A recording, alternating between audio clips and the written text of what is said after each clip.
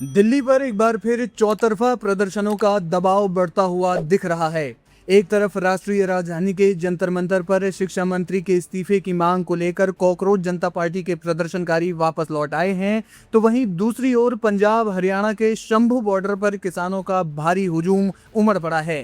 किसान भारत अमेरिका के बीच प्रस्तावित व्यापार समझौते के विरोध में देश बचाओ मोर्चा के बैनर तले दिल्ली कूच करने की तैयारी में है। इन दोनों बड़े प्रदर्शनों के चलते दिल्ली में सियासी और जमीनी हलचल तेज हो गई है। किसानों की महापंचायत और दिल्ली मोर्चे को देखते हुए पंजाब और हरियाणा पुलिस ने शंभू बॉर्डर को सील कर दिया है। सीमा पर भारी पुलिस बल तैनात है और जगह जगह कड़ी बैरिकेडिंग की गई है।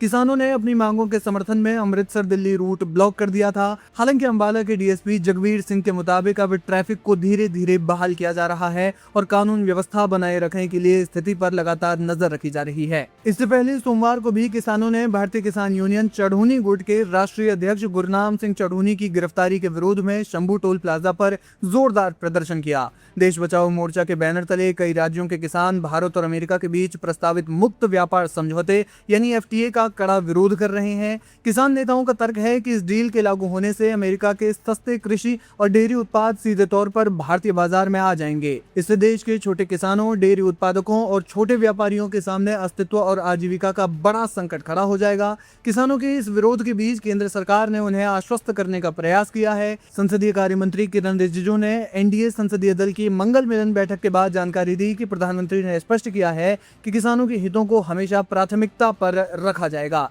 रिजिजू के मुताबिक पीएम ने आश्वासन दिया है कि किसी भी देश के साथ होने वाले एफटीए में किसानों का कल्याण सर्वोपरि रहेगा और ये सुनिश्चित किया जाएगा कि ऐसे समझौतों से देश और किसान दोनों को फायदा हो। वहीं बैठक में पहुंचे बीजेपी सांसद अशोक कुमार मित्तल ने भी कहा कि किसानों के मुद्दों को एकजुट होकर सुलझाया जाना चाहिए और उन्हें पूरी उम्मीद है कि जल्द ही इसका कोई सकारात्मक हल निकलेगा। शंभू बॉर्डर के साथ ही दिल्ली के जंतर मंतर पर भी हालात तनावपूर्ण बने हुए हैं। सीजेपी के समर्थक नीट परीक्षा में हुई कथित धांधली को लेकर पिछले कई दिनों से डेरा डाले हुए हैं। पुलिस के साथ हुई तीखी झड़पों के बाद भी प्रदर्शनकारी अपनी जगह पर कायम है।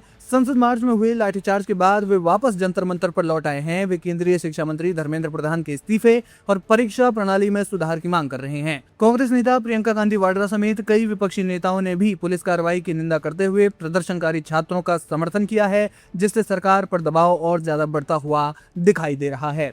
यानी कुल मिलाकर एक तरफ से किसान और दूसरी तरफ से युवा सरकार पर दबाव बनाते हुए दिख रहे हैं। अब देखना ये होगा कि मामले में दोनों पक्ष क्या कुछ कदम उठाते हैं और दिल्ली में क्या असर होता है।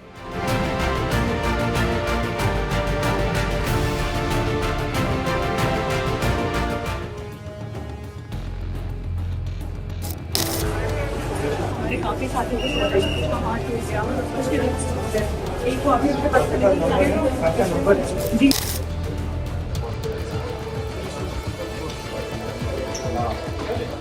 स्पीकर के पास गए हम एंड हमने कहा कि देखिए हम स्टूडेंट इशू पे डिस्कस करना चाहते हैं और स्पीकर ने हमें कहा कि डिस्कशन के लिए उन्हें सरकार से पूछना है। मतलब आप समझिए, speaker is telling us that to debate in parliament he has to take permission from the government. He is openly telling us that. ठीक है, देखिए इशू स्टूडेंट्स की है, यूथ के फ्यूचर की है, और ये जो किया जा रहा है, लोगों को मारा जा रहा है, पीटा जा रहा है, this is completely un Indian. Modi ji has not even apologized for what has happened yesterday. Now, ये जो युवा हैं, ये एजुकेशन सिस्टम के बारे में, टेस्टिंग सिस्टम के बारे में प्रोटेस्ट कर रहे हैं। पूरा देश जानता है कि education system, testing system is broken. It has ceased to exist. Testing system has been hollowed out by termites. That is all they're saying. Nothing wrong with it.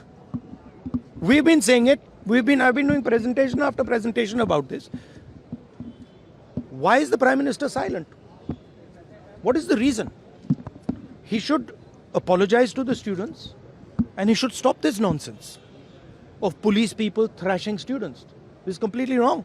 Sir उनका हवाला देते हुए किरण रिजिजू ने कहा कि आज वो एनडीए की बैठक में प्रधानमंत्री ने कहा कि हमने त्वरित एक्शन लिया, हमने बहुत रैपिड एक्शन लिया. We are concerned. Prime Minister is concerned about the students and their future. Action was taken. 13 people were arrested. That has been briefed by The point is that this is no way to treat the young people of this country. The young people of this country do not have any opportunities. All the doors are closed. There is only one door which is open, which is the door of the competitive exam, and that door is also destroyed. What are these students here? They are not just complaining about the education system. They are complaining about their future. They are saying that in this country today, because of Mr. Adani and Ambani, because of the RSS complete takeover of the education system, because of the pracharaks becoming vice chancellors of universities, we have no future. That's what they're saying. This is not just about education. This is about the future of young people. They watch, they look at Mr. Ambani's wedding and they watch. 1,000 crores being spent over there and they have no money to open a business if they want.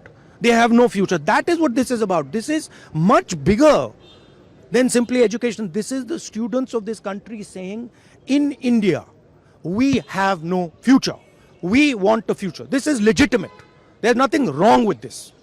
And instead of saying that, okay, we are going to work to improve the education system, we are going to work to fix the testing system, Prime Minister, I don't know what he's doing.